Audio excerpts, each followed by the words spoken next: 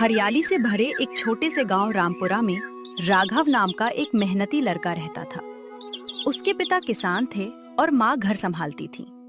गांव में ज्यादातर लोग खेती बाड़ी करते थे, लेकिन राघव का सपना कुछ अलग था। उसे बचपन से खाना बनाने का बहुत शौक था, खासकर चिकन बिरयानी।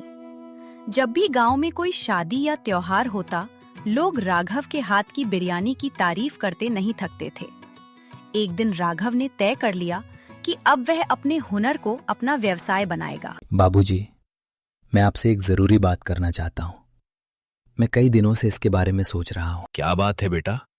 बड़े गंभीर लग रहे हो, खुलकर बोलो। बाबूजी, मेरा सपना है कि मैं गांव में अपनी चिकन बिरयानी की दुकान खोलूं। बचपन से मुझे खाना बनाने का शौक है और जब भी मैं बिरयानी बनाता हूँ, लोगों को बहुत पसंद आती है। बेटा, सपना तो अच्छा है, लेकिन गांव में कौन बिरयानी खाने आएगा? यहाँ के लोग तो रोज का सादा खाना पसंद करते हैं। शुरुआत में शायद कम लोग आए, लेकिन अगर स्वाद अच्छा होगा तो लोग खुद ब खुद आने लगेंगे। मुझे अपने हुनर पर भरोसा है। रामलाल जी, मैंने भी इसकी बनाई बिरयानी खाई है। सच कहूँ तो पूरे इलाके में ऐसा स्वाद मुश्किल से मिलेगा। लेकिन दुकान चलाना आसान नहीं होता बेटा। मेहनत के साथ साथ धैर्य भी चाहिए। मुझे पता है बाबूजी, मैं मेहनत से पीछे नहीं हटूंगा। बस आपका आशीर्वाद और भरोसा चाहिए। मेरा आशीर्वाद हमेशा तेरे साथ है बेटा। ठीक है, अगर तुझे अपने सपने पर इतना भरोसा है तो मैं भी तेरा साथ दूंगा। धन्यवाद बाबूजी। मैं वादा करता हूँ कि एक दिन आपको मुझ पर गर्व होगा। अगले दिन राघव ने गांव के चौपाल के पास एक पुराने बरगद के पेड़ के नीचे छोटा सा ठेला लगाया। एक लकड़ी के बोर्ड पर लिखा था, टेस्टी टेस्टी चिकन बिरयानी वाला। लेकिन सुबह से दोपहर हो गई और कोई ग्राहक नहीं आया। माँ, सुबह से दोपहर हो गई, एक भी ग्राहक नहीं आया। लगता है लोगों को मेरी दुकान पर भरोसा नहीं है। ऐसा मत सोच बेटा, हर नए काम की शुरुआत मुश्किल होती है। धैर्य रख, मेहनत का फल जरूर मिलेगा। लेकिन माँ, मैंने पूरी रात जागकर तैयारी की थी। अगर बिरयानी नहीं बिकी तो सारा सामान खराब हो जाएगा। भगवान पर भरोसा रख, जो मेहनत करता है उसकी मदद ऊपर वाला जरूर करता है। अरे राघव, आज तो बड़ा शानदार ठेला लगाया है। क्या बेच रहे हो? नमस्ते सरपंच जी, मैंने चिकन बिरयानी बनाई है अपने हाथों से। अच्छा, तो फिर एक प्लेट हमें भी खिलाओ। देखते हैं कितना दम है तुम्हारी बिरयानी में। अभी लाया सरपंच जी, उम्मीद है आपको पसंद आएगी। वाह बेटा, कमाल कर दिया।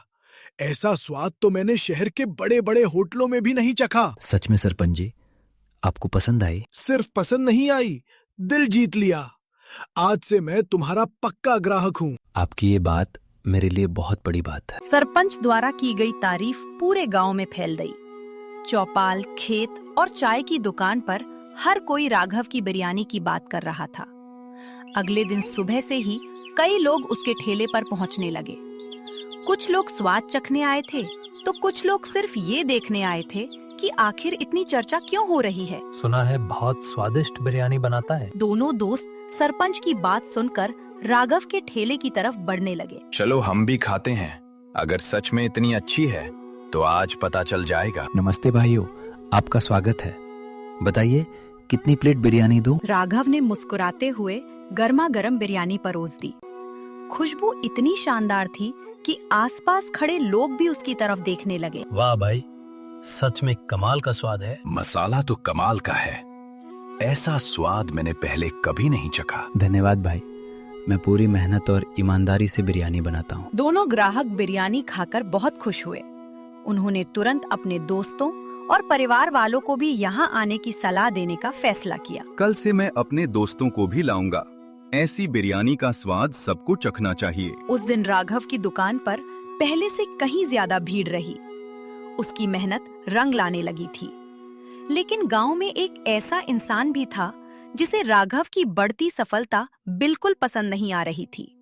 उसका नाम था महेश। गांव में पहले से ही महेश नाम का एक ढाबा मालिक था। वो कई सालों से चिकन बनाकर बेच रहा था।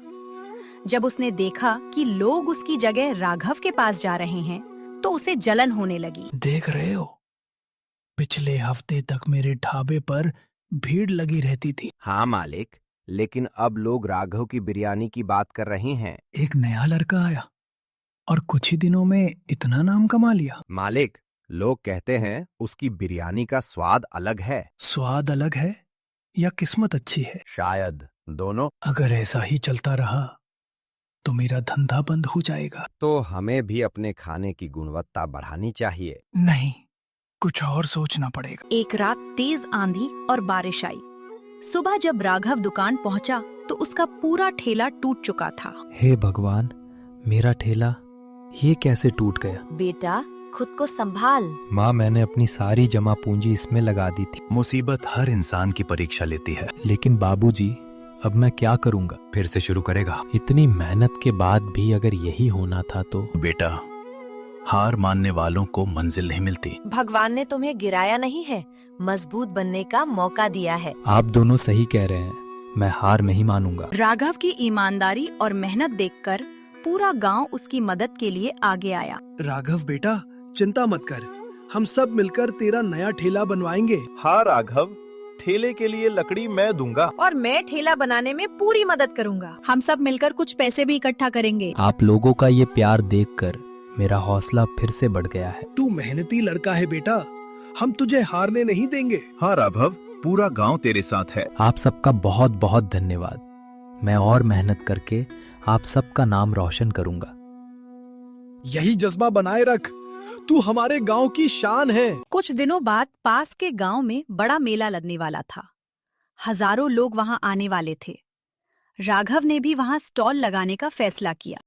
बेटा, मेले में तो बहुत भीड़ होगी, इतनी बिरयानी बना पाएगा? माँ, अगर जरूरत पड़ी तो मैं पूरी रात जागकर मेहनत करूंगा। लोगों को निराश नहीं करूंगा। तू अकेला नहीं है बेटा, मैं भी तेरे साथ काम करूंगा और जितनी मदद होगी करूंगा। मैं भी चावल और मसालों की तैयारी में हाथ बटाऊंगी। धन्यवाद। मुझे लगता है कि ये मेला हमारे लिए बहुत बड़ा मौका है। बस मेहनत और ईमानदारी बनाए रखना, सफलता जरूर मिलेगी। मेले के दिन राघव की बिरयानी की खुशबू दूर दूर तक फैल रही। लोग उसके स्टॉल की तरफ खिंचे चले आए। भाई, इतनी अच्छी खुशबू कहाँ से आ रही है? यही वाला स्टॉल है, चलो जल्दी। एक प्लेट देना। मेरे लिए 2 प्लेट पैक कर दो। भाई, 4 प्लेट इधर भी। सभी को मिलेगा, बस थोड़ा धैर्य रखिए। बेटा, लाइन तो बढ़ती जा रही है। आज पहली बार लग रहा है कि हमारा सपना सच हो सकता है। इतनी स्वादिष्ट बिरयानी मैंने पहले कभी नहीं खाई। मैं तो अपने पूरे परिवार को लेकर फिर आऊंगा। आप लोगों का प्यार ही मेरी सबसे बड़ी कमाई है। मेले में भी राघव की सफलता देखकर महेश और ज्यादा जल गया। उसने अफवाह फैलाने की कोशिश की। अरे, उसकी बिरयानी इतनी भी खास नहीं है, लोग बस बेवजह तारीफ कर रहे हैं। झूठ मत बोल महेश, हमने खुद उसकी बिरयानी खाई है। मैं तो सच कह रहा हूँ, उसमें ऐसा कुछ खास नहीं है। हमने अभी उसकी बिरयानी खाई है, सच में बहुत स्वादिष्ट है। शायद तुम लोग सही कह रहे हो। हाँ, मेहनत से बनाई गई चीज का स्वाद अलग ही होता है। कुछ महीनों बाद जिले में सबसे अच्छी बिरयानी की प्रतियोगिता रखी गई। राघव को भी बुलावा मिला। राघव बेटा, ये सिर्फ तेरी नहीं, पूरे गांव की इज्जत का सवाल है। गांव का नाम रोशन करके आना। जी सरपंच जी, मैं पूरी मेहनत और ईमानदारी से कोशिश करूंगा। भगवान तेरे साथ है बेटा, मुझे पूरा विश्वास है कि तू अच्छा करेगा। बस आत्मविश्वास बनाए रखना और किसी भी हाल में हिम्मत मत हारना। आप सबका आशीर्वाद मेरे साथ है, यही मेरी सबसे बड़ी ताकत है। जिले भर से बड़े बड़े होटल और रेस्टोरेंट वाले इस प्रतियोगिता में आए थे। हर कोई अपनी बिरयानी को सबसे अच्छा बता रहा था। राघव पहली बार इतनी बड़ी प्रतियोगिता में आया था।